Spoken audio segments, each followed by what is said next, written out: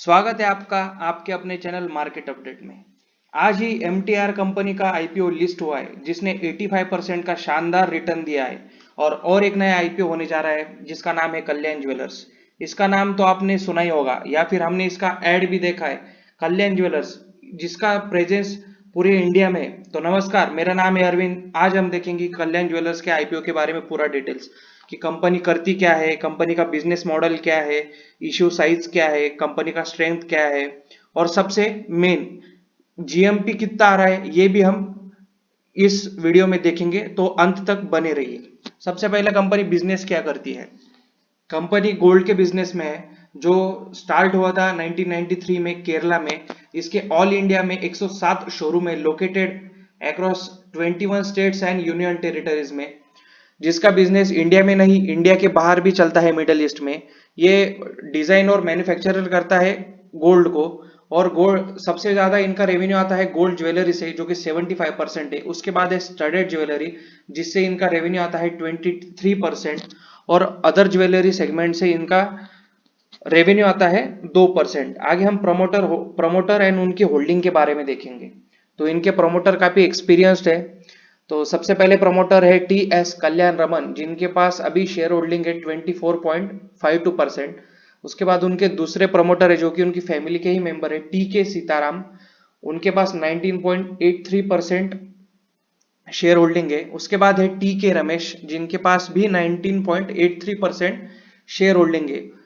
T के राधिका, इनके पास 3.81 share holding है। और एक हाइडेल नाम के इन्वेस्टर है, इनका 32.01% का इसमें शेयर होल्डिंग है। आगे हम देखेंगे कि इश्यू के बाद इसका शेयर होल्डिंग क्या हो जाएगा। तो प्री इश्यू प्रमोटर का शेयर होल्डिंग है 67.99%, और ये आईपीओ आने के बाद हो जाएगा 60.53%।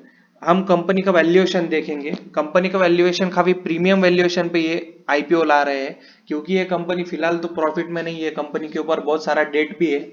इसकी वजह से ये काफी प्रीमियम वैल्यूएशन रख रहा है। इसका बुक वैल्यू 2020 में था 3.38%, और हमने इसको इंडस्ट्री के बुक वैल्यू के साथ कंपेयर किया है। इंडस्ट्री माने क्या, टाइटन टाइटन का जो ब्रांड है तनिष्क, उसके साथ इसको कंपैरिजन किया गया है, क्योंकि दूसरा पीएरसी नहीं है।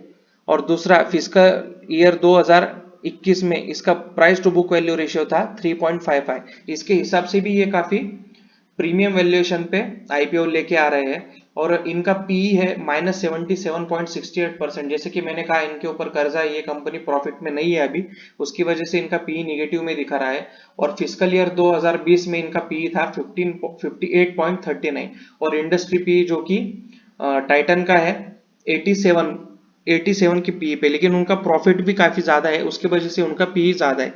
आगे हम कंपनी के स्ट्रेंथ के बारे में देखेंगे कि कंपनी की स्ट्रेंथ क्या क्या है। कंपनी का सबसे बड़ा स्ट्रेंथ ये है कि ये इंडिया के लार्जेस्ट ज्वेलरी ब्रांड में से एक है। ये ऑर्गेनाइज सेक्टर में आता है, और इसका डिस्ट्रीब्यूशन और नेटवर्क इंडिया में और इंडिया के बाहर भी काफी अच्छा है। इनके इनके पास वाइड रेंज ऑफ वैरायटीज है ज्वेलरी प्रोडक्ट का, और ये ट्रस्टेड ज्वेलरी ब्रांड है इंडिया का।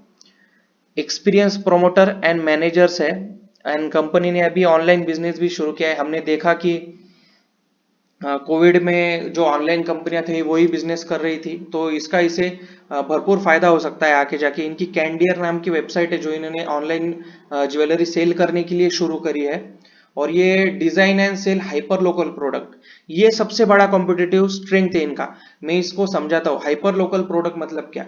अगर ये कल्याण ज्वेलर्स ने अगर पुणे में आउटलेट डाला है, तो ये यहाँ के लोगों को आके पूछेंगे कि आपको कैसा ज्वेलरी चाहिए, उसके हिसाब से ये अपना डिजाइन करेंगे और वो बेचेंगे। अगर दिल्ली में गए तो दिल्ली के हिसाब से, इसको इसको कहते हैं जैसा देश वैसा भेष। वो वहां पे जाएंगे और उनको उनके ही पसंद के प्रोडक्ट सेल करेंगे। इससे इनका धंधा और आगे जाएगा। ये सबसे बड़ा इनका कॉम्पिटिटिव स्ट्रेंथ है। आगे हम ऑब्जेक्टिव ऑफ आईपीओ देखेंगे। हर कंपनी जो ऑब्जेक्टिव लाती है उसके पीछे उनका कुछ हर कंपनी जो आईपीओ लाती है उसके पीछे उनका कुछ ऑब्जेक्टिव रहता है। जैसे कि ये कंपनी का है to finance business working capital requirement, और दूसरा है to meet general corporate purpose. ये दो रीजन है इनके ऑब्जेक्टिव लाने के। आगे हम आईपीओ की डिटेल्स देखेंगे। तो सबसे पहला आईपीओ ओपन होने जा रहा है 16 मार्च 2021 को। आईपीओ का क्लोजिंग डेट है 18 मार्च 2021। इश्यू टाइप है book build type. Book build type यानी आप यहाँ पर बिड कर सकते हैं, जैसे कि आप देख रहे हैं आईपीओ प्राइस 86 टू 87, आप जिस प्राइस में बिड कर सकते हो उसी को कहते हैं बुक बिल्ड इश्यू।